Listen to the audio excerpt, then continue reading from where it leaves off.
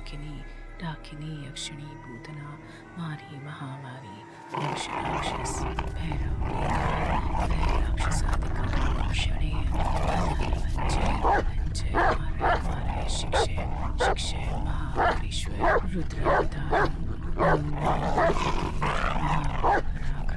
भूत प्रेत पिशाच डाकिनी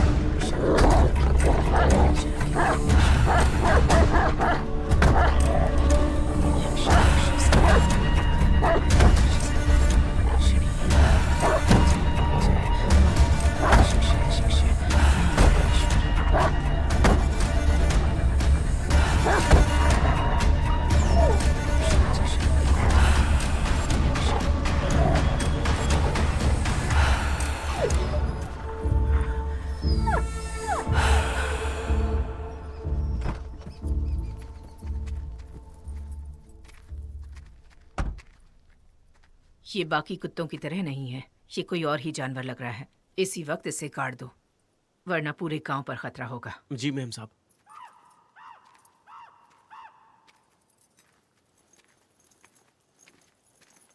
अन्नमा जी।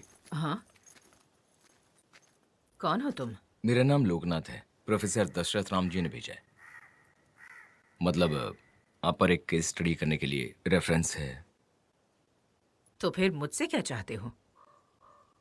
आपके साथ कुछ दिन बिताकर आप पर एक केस स्टडी, वही इंटरव्यू जैसा। अन्नमा जी।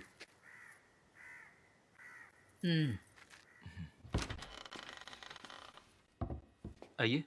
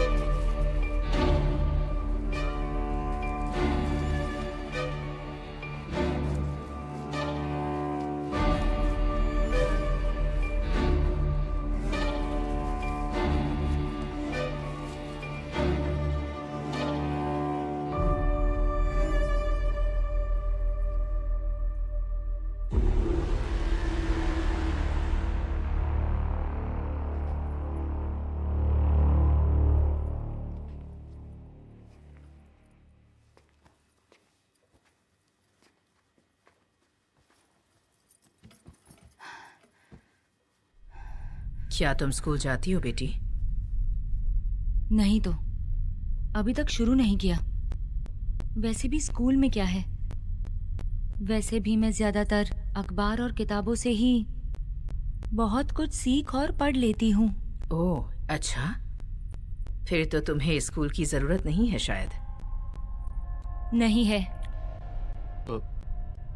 अन्नमा जी, आपको एक बात बतानी है। हम यूएसए से परसों ही आए हैं। वो ना, मेरे पिताजी का देहांत हो गया था। असल में मेरी बेटी को हिंदी भी नहीं आती।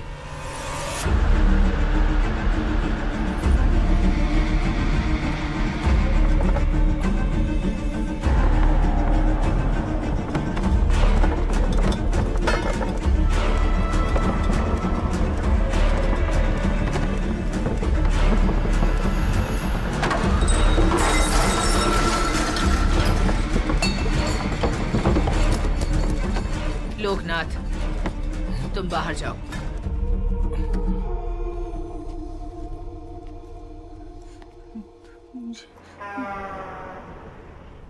अन्नमा जी, अंदर वो लड़की के साथ क्या हुआ था? उस लड़की के अंदर एक भयानक आत्मा थी। मैंने उसे उससे मुक्ति दिला दी। मुक्ति यानी भगवान से शैतान के पास या शैतान से भगवान के पास?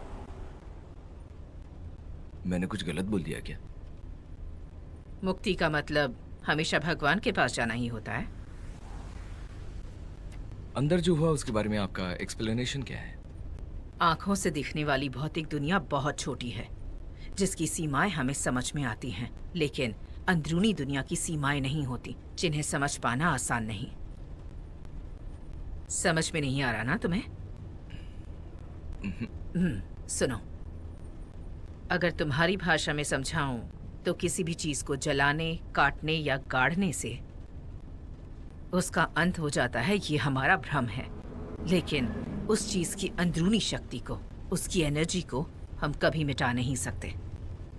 यही अटल सत्य है। मेरे वहां से जाने के बाद क्या हुआ?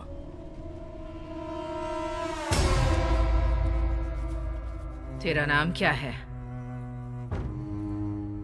बता, तेरा नाम क्या है?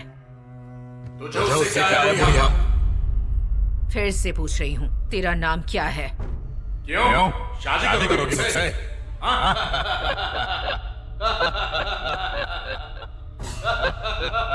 सत्यनारायण राजू, क्या चाहिए तुम्हें? तुम्हारे पिताजी का अंतिम संस्कार तुमने नहीं किया। मैं अमेरिका से सही वक्त पर नहीं आ पाया था। पैर पकड़कर माफी मांगो अपने पिताजी से। पिताजी, मुझे माफ कर दीजिए, माफ कर दीजिए। मुझे फ्लाइट नहीं मिली थी तो मैं नहीं आ पाया। मैं आपका ऋण नहीं चुका पाया।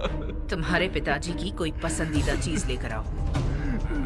ओम हे श्री आई भगवती महाकल्पराक्रमाय भूत प्रेत पिशाच शाकिनी डाकिनी यक्षिणी भूतना हमारी महामारी यक्ष राक्षस भैरव प्रेता भय राक्षस शनि भंजय भंजय मारे मारे शिक्षय शिक्षय महामारी खा लीजिए ना पिताजी, प्लीज। ओम हे श्री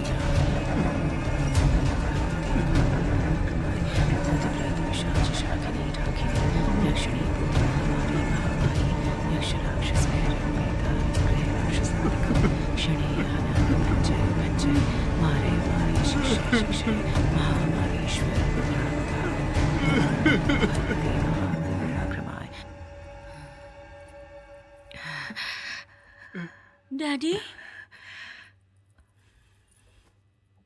क्लीं विश्वावसुगन्धर्व कन्यानवधिपति सुवर्णा सालंकारा कन्या देहि मे देव स्वरूपां सालकृतां कन्या देहि मे नमस्तस्मै।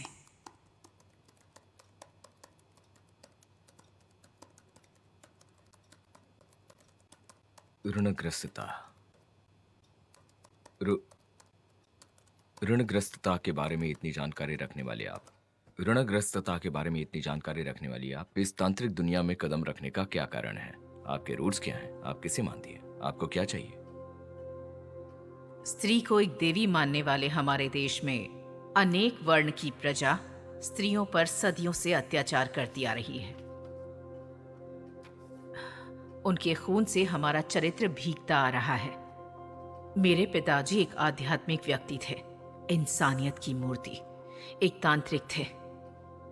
वो दूसरों के लिए तांत्रिक सेवा करते समय उन्होंने अपनी लाडली बेटी, मतलब मेरी बहन, हमने उसे खो दिया। उसके जाने के दुख से मेरी माँ भी मर गई। फिर भी वो अंत तक अपनी लड़ाई लड़ते रहे। मुश्किलों का सामना करने की कोशिश में वो भी अपने प्राण गंवा बैठे। मरने से पहले मुझे वंशज चुनकर तांत्रिक विद्या को आगे बढ़ाने का वचन ले लिया। उनका जो काम अधूरा रह गया उसे अब मैं पूरा कर रही हूँ। मेरे तांत्रिक ज्ञान से अगर मैं इस दुनिया को कुछ हद तक बचा सकूं तो ही काफी है। स्त्रियों का जो खून हो रहा है उससे रोक सकूं तो भी काफी है।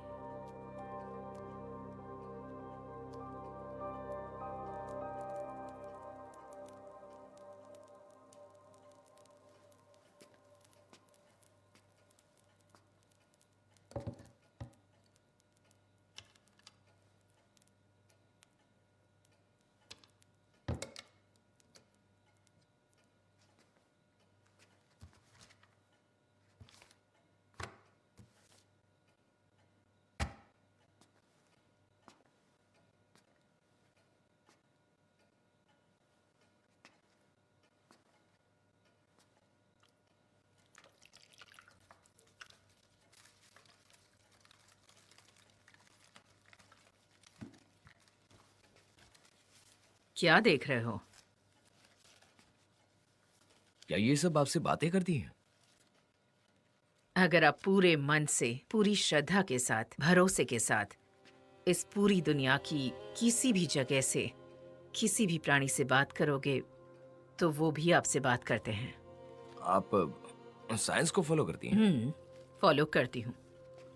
अगर वो जरूरतमंदों की मदद कर पाए तो साइंस ही क्या, चाहे कोई भी धर्म हो, चाहे किसी भी वर्ग का भरोसा हो, मैं फॉलो करने के लिए तैयार हूँ। लगता है कि इंडिया में आप अकेली डिमोनोलॉजिस्ट हैं। I mean, आपकी तरह फॉरेन जाकर इतना इंटरेस्ट लेकर पढ़ाई करने वाला कोई नहीं है। मेरी बात छोड़ो, तुम्हें इसमें इतना इंटरेस्ट क्यों है? मुझ पर केस स्टडी क्यों कर रहे हो? क्या करना चाहते हो? क्योंकि मैं भी आपकी तरह बनना चाहता हूं, एकदम आपकी तरह। मैं मजाक कर रहा हूं। मुझे आत्माओं पर विश्वास है। आप उन्हें किस तरह टैकल करती हैं, उस समय उनकी क्या प्रतिक्रिया होती है, उसकी क्यूरियोसिटी है बस। बाकी वैसे वहां उस घर में उस लड़की को देखकर आप किस सोच में पड़ गई थी? मतलब उस लड़की को देखते ही आपको अपने अतीत का ऐसा कोई केस याद आ गया था क्या? ऐसा कुछ नहीं है। उस बच्ची पर किस तरह की आत्मा आई है, बस उसी सोच में पड़ गई थी। उस बच्ची को बचाने के अलावा मेरे जहन में और कोई विचार नहीं था। आपके करियर का मोस्ट कॉम्प्लिकेटेड कोई केस है? Most complicated case? पर ये तुम क्यों पूछ रहे हो? मतलब आपको कभी लगा हो कि आप उस केस को सॉल्व नहीं कर सकती, वैसा कुछ? हाँ है।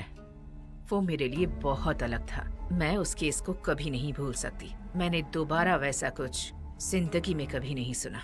वो एक अपार शक्तियों से युक्त आत्मा की कहानी है, जिसे इस धरती पर जन्म लेने का मौका नहीं मिला, उसकी कहानी है ये।